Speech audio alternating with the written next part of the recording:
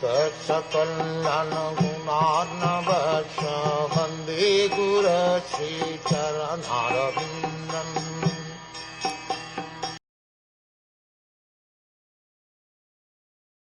The foolish family man does not become averse to family life, although he is maintained by those whom he once maintained.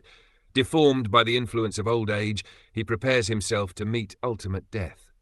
Family attraction is so strong that even if one is neglected by family members in his old age, he cannot give up family affection, and he remains at home just like a dog. In the Vedic way of life, one has to give up family life when he is strong enough. It is advised that before getting too weak and being baffled in material activities, and before becoming diseased, one should give up family life and engage oneself completely in the service of the Lord for the remaining days of his life. It is enjoined, therefore, in the Vedic scriptures that as soon as one passes 50 years of age, he must give up family life and live alone in the forest. After preparing himself fully, he should become a sannyasi to distribute the knowledge of spiritual life to each and every home.